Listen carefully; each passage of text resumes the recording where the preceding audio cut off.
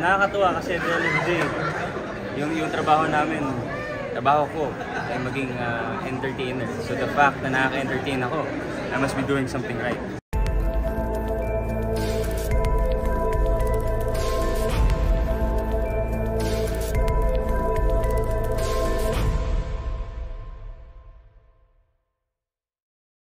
How are you handling your fame? I think it doesn't get into my head naman eh. Like, kumbaga kung napagod ako, pagod ako. Kung may energy ako, may energy ako. So parang,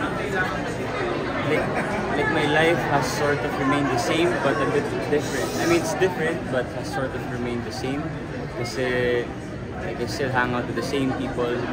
Kung pagod naman ako dati, pagod talaga ako. So, like, as much as possible, I try my best to i-keep yung pagod ko.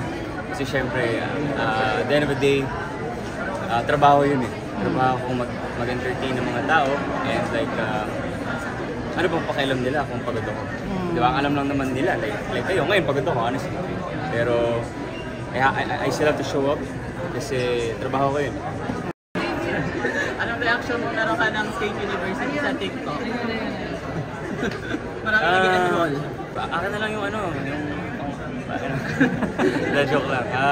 Wala, nakakatuwa kasi at the end of the day, yung trabaho namin, trabaho ko ay maging entertainer. So the fact na nakaka-entertain ako, I must be doing something right.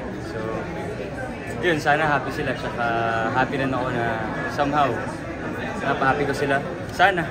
Reaction din kasi kay Joshua Garcia din ang pumasok sa Oo nga eh, nahihiya nga ako sa kanya eh, na medyo nasama siya sa amin.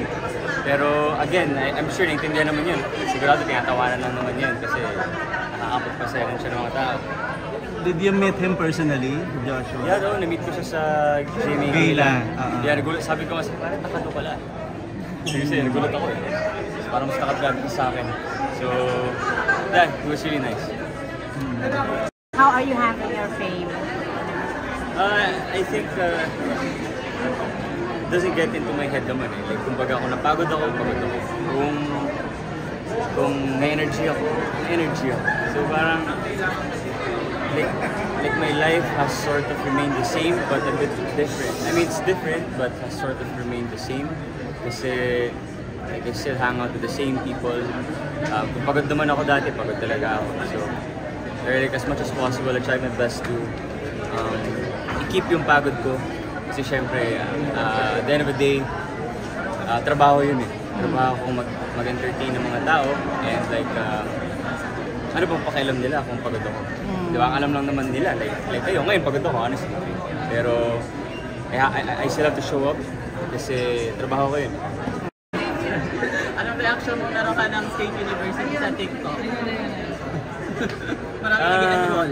Akin na lang yung ano, joke lang. Wala, nakakatuwa kasi at the end of the day, yung trabaho namin, trabaho ko ay maging entertainer. So the fact na nakaka-entertain ako, I must be doing something right. So, yun, sana happy sila. Tsaka happy rin ako na somehow, napahappy ko sila. Sana.